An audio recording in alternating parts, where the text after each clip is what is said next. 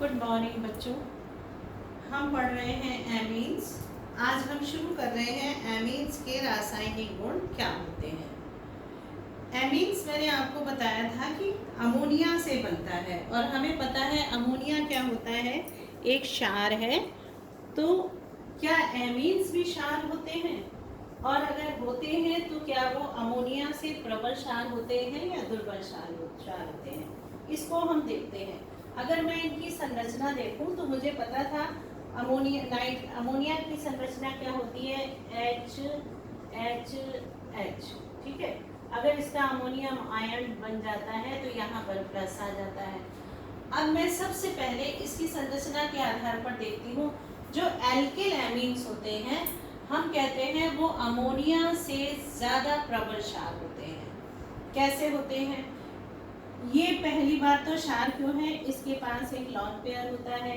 ये lone pair transmit करके क्या करता है, आयंस बना लेता है। अब इसमें क्या होता है, जब एक एल्किल ग्रुप होता है तो इंडक्टिव इफेक्ट जो हम पहले पढ़ चुके हैं वो बढ़ जाता है, इसलिए इसका जो ये आयन होता है ये स्थायी हो जाता है। क्योंकि आर है, सी जितना बड़ा होता जाएगा इंडक्टिव इफेक्ट उतना अच्छा होता जाएगा। यहाँ पर ऐसा नहीं है, इसलिए ये जो होते हैं एल्किल एमीन, इनका जो आयन बनता है उसका स्थायित्व तो अमोनियम आयन से अधिक होता है। इसलिए जितने भी एल्किल एमीन होते हैं वो अमोनिया से प्रबल क्षार होते हैं। अब हम देखते हैं प्रबल होते हैं तो प्राथमिक, द्वितीयक, तृतीयक में किस तरह होते हैं। तृतीयक में हमारे 3 एल्काइल ग्रुप जुड़ जाते हैं। तृतीयक को हम 3 डिग्री कहते हैं, द्वितीयक को 2 डिग्री और प्राथमिक को 1 डिग्री कहते हैं। 1 डिग्री में ये देखिए एक ही आर है। द्वितीयक में क्या होगा, यहाँ पर 2 आर होंगे। तृतीयक में हम क्या करेंगे, 3 आर करेंगे। जितने आर बढ़ते जाएंगे जितना एल्काइल ग्रुप बढ़ता जाएगा उसका अस्तित्व या इंडक्टिव इफेक्ट के कारण वो उतना ज्यादा स्टेबल हो जाएगा।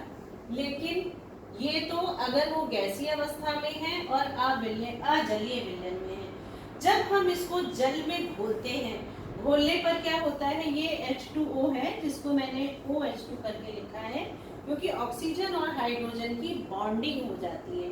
जिसकी बॉन्डिंग जितनी स्ट्रॉन्ग होगी वो उतना ज्यादा क्षारीय होगा। अब देखो प्राथमिक में 3 H है तो 3 हाइड्रोजन बॉन्डिंग हो गई। द्वितीयक में 2 H है तो 2 हाइड्रोजन बॉन्डिंग हो गई, और तृतीयक में सिर्फ 1 H है तो 1 हाइड्रोजन बॉन्डिंग हो गई। तो मैं कहूँ कि जलीय विलयन में आपका प्राथमिक सबसे ज्यादा क्षारीय है द्वितीयक से और तृतीयक से। इस तरह से हम इनको देखते हैं। अब हम देखते हैं कि एरोमेटिक जो होते हैं, जो बेंजीन एनिलीन बनी है, क्या वो भी अमोनियम से क्षारीय होती है या अमोनिया से कम। अमोनिया से वो कम क्षारीय होती है, क्योंकि इसका जो इलेक्ट्रॉन पेयर है वो इंडक्टिव इफेक्ट के कारण इधर शिफ्ट हो जाता है। अमोनिया में क्या होता है, अनुनाद पाया जाता है। हमें पता है रेजोनेंस के कारण उसके बॉन्ड उसी में घूमते रहते हैं, इसलिए वो कम क्षारीय होता है। चलो अब हम एरोमेटिक में देखते हैं कि किस तरीके से, मैंने कहा ये अमोनियम से दुर्बल क्षार होते हैं। इसमें क्या होता है, ये जो नाइट्रोजन का जब एक लॉन पेयर है ये उसमें क्या था, आर की तरफ जा रहा था, यानी कि एल्काइल ग्रुप की तरफ। इसमें ये इसी को शिफ्ट हो जाएगा तो ये यहाँ पर डबल बॉन्ड हो जाएगा, यहाँ माइनस आ जाएगा। फिर यही लॉन पेयर और आगे आ जाएगा तो यहाँ माइनस हो जाएगा, यहाँ डबल बॉन्ड हो जाएगा।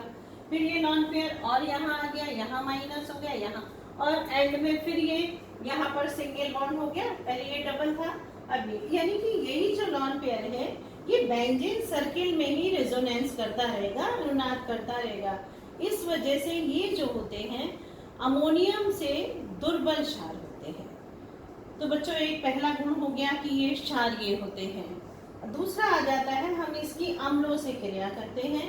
अम्ल से क्रिया करते हैं, हम छोटी क्लासेस से पढ़ते आ रहे हैं। अम्ल और क्षार आपस में क्रिया करके लवण बनाते हैं।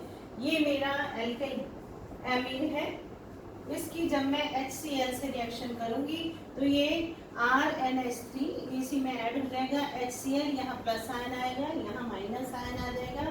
जैसे मैंने कहा भी था, जब इनका हमने स्ट्रक्चर भी पढ़ा था तो अमोनिकल आयंस बनाए थे, तो ये बन गया एल्किल अमोनियम क्लोराइड। चलो एक मेथिलामीन से करके देखते हैं। तो ये मेरा इसमें ऐड हो गया CH3NH3Cl आयन हो गया, तो मेथिल अमोनियम क्लोराइड। अगर मैं इसकी एनिलीन से रिएक्शन करूंगी तो भी यानी एरोमेटिक एमीन्स भी ये रिएक्शन करेंगे, तो मेरा बन जाएगा एनिलीनियम क्लोराइड। इसके बाद अब इसका नेक्स्ट गुण देखते हैं कि एल्किल हैलाइड के साथ ये किस तरह से क्रिया करते हैं। अब हम देखते हैं एल्किल हैलाइड से कैसे क्रिया होती है। ये हमारी हॉफमैन ब्रोमाइड बनाने की विधि भी थी। उसमें क्या था, हमने अमोनिया से शुरू किया था, लेकिन यहाँ हम अब इसके रासायनिक गुण ले रहे हैं, तो प्राथमिक एमीन से शुरू करेंगे। प्राथमिक एमीन्स की जब एल्किल हैलाइड से क्रिया होती है तो वही जैसे अमोनिया का एक एक H हटता गया, वहाँ एक एल्किल ग्रुप जुड़ता गया। इसमें भी यही होगा, R है NH, एक H हट गया, यहाँ पर R आ गया, RNH। यानी कि प्राथमिक एमीन्स द्वितीयक एमीन्स में चेंज हुए, फिर इसने रिएक्शन की, एक H और निकल गया, वहाँ पर R आ गया, तृतीयक एमीन्स बन गए। और इसके बाद मैंने क्या कहा था कि इसका अमोनियम लवण बन जाता है। 4 R के हो गए, N पर एक पॉजिटिव चार्ज और H पर X पर एक माइनस चार्ज आ जाता है। चलो हम एनिलीन से इसकी रिएक्शन करके देखते हैं। एनिलीन की जब हम मेथिल आयोडाइड से रिएक्शन करते हैं तो पहले एक H हाइड्रोजन आयोडाइड अलग हो गया, तो मेथिल एनिलीन बन गया। ये अभी यहाँ पर H और है, तो रिएक्शन फिर से होगी, तो फिर से मेरा डाई मेथिल एनिलीन बन गया। और फिर हमने कहा था इसमें एक आयन भी बनता है, तो अब क्या है, 3 ये ग्रुप जुड़ गए, तो ये ट्राई मेथिल एनिलीनियम आयन बन गया, यहाँ पर आ गया, और इस पर आयोडीन पर माइनस चार्ज आ गया। ये बनाने की विधि भी थी। बनाने की विधि में मैंने अमोनिया से रिएक्शन शुरू की थी एल्किल हैलाइड की। यहाँ मैंने उसी को आगे लिया, प्राथमिक एमीन से एल्किल हैलाइड की क्रिया की। नेक्स्ट रिएक्शन आ जाती है एसिलीकरण। एसिलीकरण क्या होता है, या तो हम एसिड एनहाइड्राइड, आपको मैं कई बार बता चुकी हूँ, 2 एसिड के मॉलिक्यूल्स में से एक वाटर का मॉलिक्यूल निकल जाता है, तो उसे हम एसिड एनहाइड्राइड कहते हैं।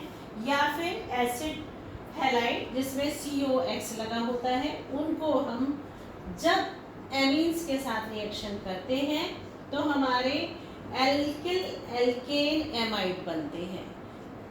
तृतीयक जो होते हैं एमीन्स, वो ये रिएक्शन नहीं करते। देखो ये तृतीयक एमीन्स है, इसमें H नहीं है, क्योंकि इस रिएक्शन में क्या है, जो H है ये इस X को हैलाइड ग्रुप के साथ अलग हो जाता है। अब तृतीयक में जब H है ही नहीं, तो उसको कहाँ से हटाएंगे, तो इसलिए ये रिएक्शन सिर्फ प्राथमिक और द्वितीयक एमीन्स करते हैं। कैसे होती है, ये देखो, ये प्राथमिक एमीन्स है, ये मैंने एक एसिड हैलाइड लिया है, एसिड हैलाइड का ये X इस H के साथ हट जाएगा, तो RNH, यहाँ CO की इधर से ये जुड़ जाएगा, COR, एल्किल एल्केन एमाइड बन जाता है और HX निकल जाता है।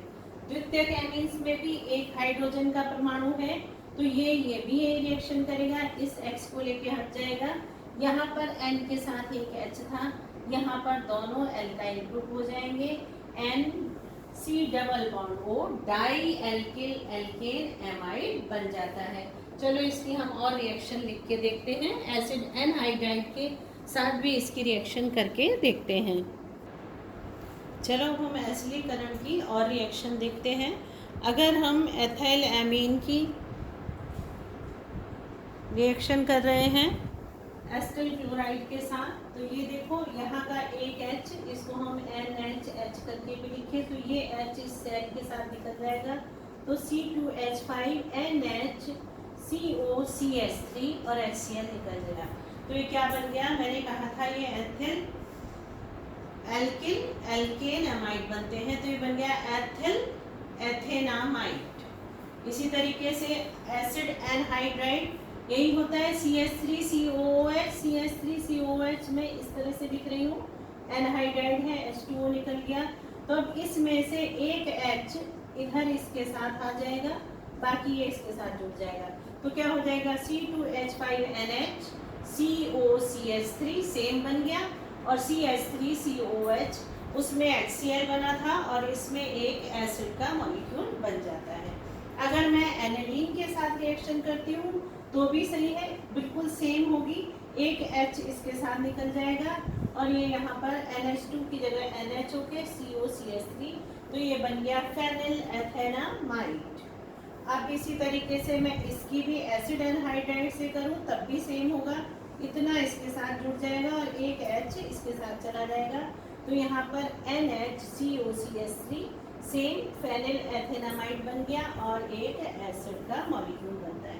यानी कि अगर मैं एसिड हैलाइड के साथ करूंगी तो HCl बनेगा, और एसिड एनहाइड्राइड के साथ करूंगी तो एक मॉलिक्यूल एसिड का बनेगा और हमारा एथिल एल्केन एमाइड बनेगा। इसी तरीके से नेक्स्ट रिएक्शन आ जाती है हमारी बेंजाइलीकरण। बेंजाइलीकरण में इसमें क्या, बेंजाइलीकरण में क्या फर्क है, यहाँ पर मेरे एल्किल ग्रुप है, यहाँ पर बेंजाइन ग्रुप है, ठीक है। बेंजाइन के साथ, बेंजीन के साथ COCl जुड़ा है, सेम रिएक्शन, इसमें भी प्राथमिक और द्वितीयक एमीन्स करेंगे। तृतीयक एमीन्स ये रिएक्शन नहीं करेंगे क्योंकि उनमें H नहीं होता है।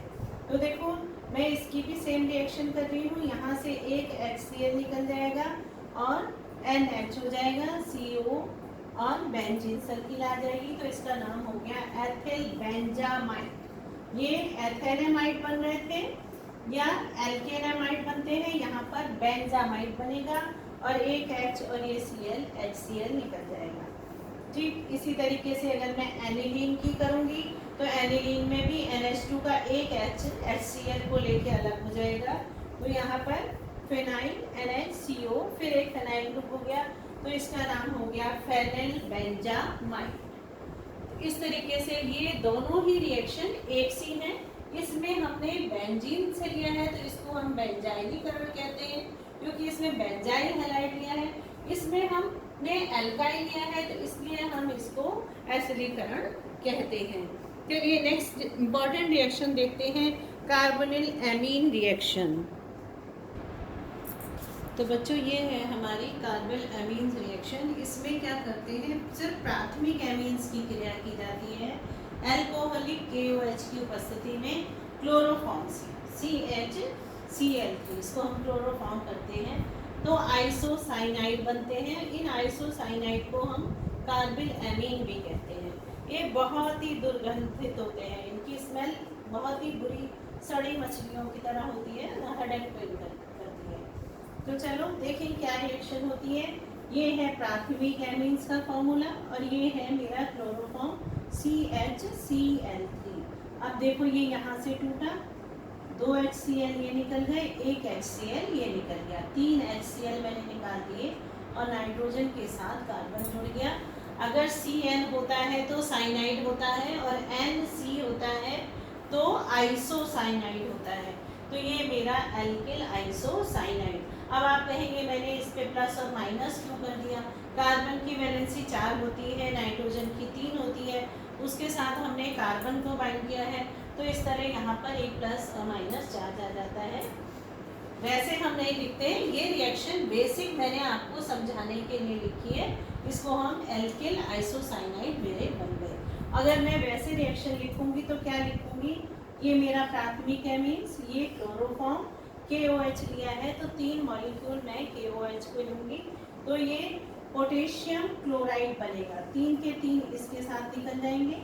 हाइड्रोजन सारी क्या है, 2 3 ये है, 4 और 2 ये है, और 3 ऑक्सीजन के मॉलिक्यूल्स 3 वाटर में निकल जाएंगे और बचेगा क्या, RN और C आइसोसाइनाइड।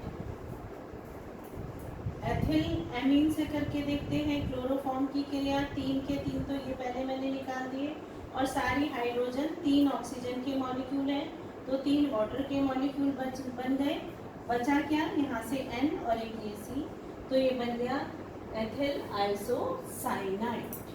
ऐसे ही अगर मैं एनिलीन से रिएक्शन कर दूंगी तो एनिलीन भी सेम रिएक्शन करेगी, ये 3 KCl निकल जाएंगे, 3 O है तो 3 वाटर के मॉलिक्यूल निकल जाएंगे, N और यहाँ से C, तो ये फेनिल आइसोसाइनाइड बन जाता है।